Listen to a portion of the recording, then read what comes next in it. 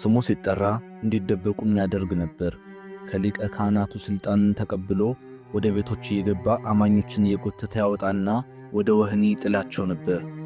ወንድ ሴት ሳይል ለሁሉም እኩል ነበር። እርሱ እግዚአብሔርን እያገለገለ እንደሆነ ያምን ነበር። ነገር ግን ወደ ደማስቆ በሚወስደው መንገድ ላይ ሳኦል ማንንም እያደነ አልነበረም። እርሱ በራሱ ጸጋ ሊታደን ጥቂት ቀርቶት ነበር። ሳኦል የመጀመሪያው ክርስቲያን ሰማዕት በሆነው በእስጢፋኖስ መገደል ላይ ተገኝቶ ነበር። ግድያውንም ደግፎ ነበር። ነገር ግን በዚህ አልረካም። ክርስቲያኖችንና እንቅስቃሴያቸውን ከምድረ ገጽ ለማጥፋት ከፍተኛ ፍላጎት አደረበት። በየቀኑ የኢየሱስን ተከታዮች በጭካኔና በቁርጠኝነት ያሳድድ ነበር። ኢየሱስን ጌታ ነው ብሎ የሚመሰክርን ሰው ሁሉ ከቤቱ እየጎተተ ያወጣ ነበር። ኢየሩሳሌም ግን በቂ አልነበረችውም። ወደ ደማስቆ ሄጄ የኢየሱስን ተከታዮች ለፍርድ ታስረው ይዤ እንድመጣ ደብዳቤ ስጠኝ ሲል ሊቀ ካህናቱን ጠየቀ። እናም ሥልጣንን በእጁ ይዞ በቁጣ ተሞልቶና ሰማይ እየተመለከተ መሆኑን ሳያውቅ ወደ ደማስቆ መንገድ ተነሳ። ቀትር ላይ ሳኦል ወደ ከተማዋ ሲቃረብ የማይታሰብ ነገር ተከሰተ። ከሰማይ የመጣ ከቀትር ፀሐይ ይልቅ የሚያበራ ብርሃን በዙሪያው በራ።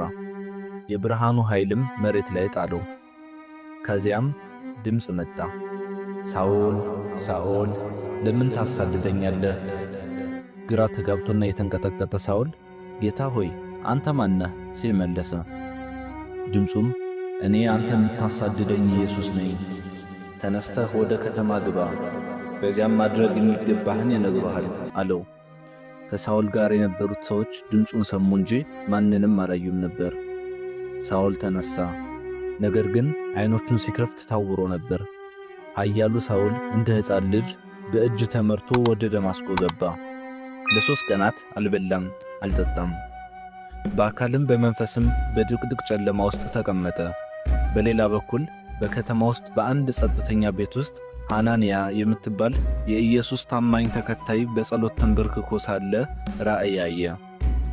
ሐናንያ ሆይ ተነስተህ ጸጥተኛ ወደሚባለው መንገድ ሂድ፣ በይሁዳም ቤት ሳኦል የሚባል የጠርሴስን ሰው ጠይቅ፣ እነሆ ይጸልያል።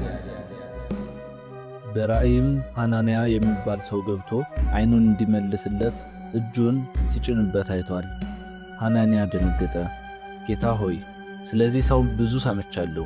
በኢየሩሳሌም በቅዱሳንህ ላይ ብዙ ክፉ ነገር አድርጓል። አሁንም ስምህን የሚጠሩትን ሁሉ ለማሰር ሥልጣን ይዞ እዚህ መጥቷል።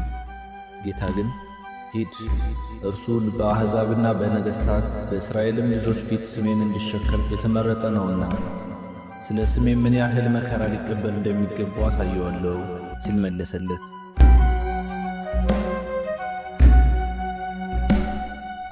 ሐናንያም እየፈራ ቢሆንም ታዞ ሄደ። ይህ ታሪክ ልባችሁ እንደነካው ተስፋ እናደርጋለን። እንደዚህ ያሉ አስተማሪና ልብ አንጠልጣይ ታሪኮች እንዳያመልጣችሁ የዩቲዩብ ቻናላችንን ሰብስክራይብ ማድረግ እንዲሁም የደወል ምልክቷን በመጫን ቤተሰብ ትሆኑ ዘንድ እንጠይቃለን። አሁን ወደ ታሪካችን እንመለስ። ሐናንያ ወደ ቤቱ ሲገባ በሩ ጮኸ። በፊቱም ክፉ ስም የነበረውን ሳኦል ዘጠርሴስ ደክሞና ራሱን ዝቅ አድርጎ ተቀምጦ ነበር። ሐናንያ እጁን በሳኦል ትከሻ ላይ ጭኖ በመለኮታዊ ድፍረት በተሞላ ድምፅ ወንድሜ ሳኦል ወይ በመንገድህ ላይ የታየህ ጌታ ኢየሱስ ዓይንህን እንድታገኝና በመንፈስ ቅዱስም እንድትሞላ ልኮኛል አለው። ወዲያውኑ እንደ ቅርፊት ያለ ነገር ከሳኦል ዓይኖች ላይ ወደቀ። እንደገናም ማየት ቻለ።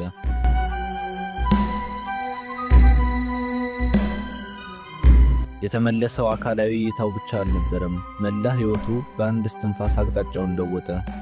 ሳኦል ከክርስቶስ ጠላትነት ወደ ምሕረቱ ተለወጠ። በዚያው ቀን በውሃ ውስጥ ተጠምቆ ተቀብሮና ከሞት ተነስቶ አዲስ ሰው ሆነ። ከጥቂት ቀናት በኋላ ሳኦል በምኵራቦች መስበክ ጀመረ። ኢየሱስ የእግዚአብሔር ልጅ ነው ሲል አወጀ። ሕዝቡም ተደነቀ። ቆይ ይሄ በኢየሩሳሌም አማኞችን ሲያሰቃይ የነበረው ሰው አይደለምን? እነርሱን ለማሰርና በሰንሰለት አስሮ ሊወስዳቸው የመጣ እሱ አይደለምን? ብለው ተጠራጠሩ። ነገር ግን ይህ ስህተት አልነበረም፣ ተአምር ነበር። በአንድ ወቅት የክርስቲያኖች ፍርሃት ገጽታ የነበረው ሳኦል አሁን ኢየሱስ በእርግጥም የተስፋው መሲህ መሆኑን በድፍረት ያረጋግጥ ነበር።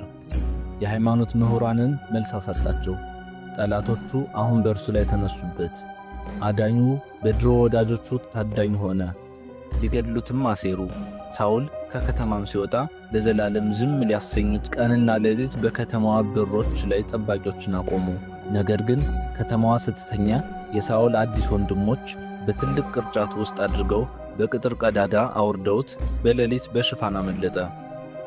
በአንድ ወቅት ሳውል በመባል የሚፈራው ሰው አሁን በመላው ዓለም ጳውሎስ በመባል ይታወቃል። ነገር ግን የስም ለውጡ ለምን አስፈለገ? ሳውል የዕብራይስጥ ስሙ ነበር። የቅርስና የባህል ስም ነበር። ከሕዝቡ፣ ከታሪኩ፣ ከብንያም ነገድና ከፈሪሳዊ ኩራቱ ጋር ያገናኘው ነበር። ጳውሎስ ግን የሮማውያን ስሙ ነበር። አሁን ሊደርስበት ወደ ተጠራበት ዓለም የሚናገር ስም፣ ባህሎችን የሚያገናኝ ስም፣ በግዛት ውስጥ ተቀባይነት ያለው ብቻ ሳይሆን የሚታወቅም ስም ነበር። በመላው ግዛት ለአሕዛብ መስበክ ሲጀምር ስሙ የተልእኮ ምልክት ሆነ። ከኩሩ ፈሪሳዊ ወደ ትሑት አገልጋይ፣ ከአሳዳጅ ወደ ሰባኪ፣ ከሳውል ወደ ጳውሎስ የተደረገው ለውጥ አንጸባርቋል። መጽሐፍ ቅዱስ አስደናቂ የስም ለውጥ ቅጽበት ባይመዘግብም ለውጡ ድንገተኛ አልነበረም። ከዓመታት በኋላ ጳውሎስ በአይሁድ ሃይማኖት የነበረኝን የቀድሞ አካሄድን ሰምታችኋል። የእግዚአብሔር ቤተ ክርስቲያን እንዴት በጽኑ እንዳሳደድኩ፣ ነገር ግን ከእናቴ ማኅፀን የለየኝና በጸጋው የጠራኝ እግዚአብሔር ልጁን ለእኔ ሊገልጥ ሲፈቅድ ከማንም ሰው ጋር አልተማከርኩም ሲል ጽፏል።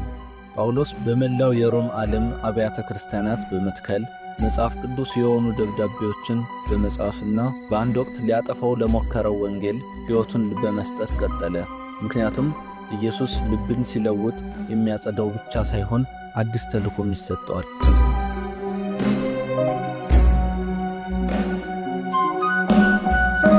እነዚህን የመጽሐፍ ቅዱስ ታሪኮች በጥራት አዘጋጅቶ ለማቅረብ ብዙ ጊዜና ጥረት ይጠይቃል። ስለዚህ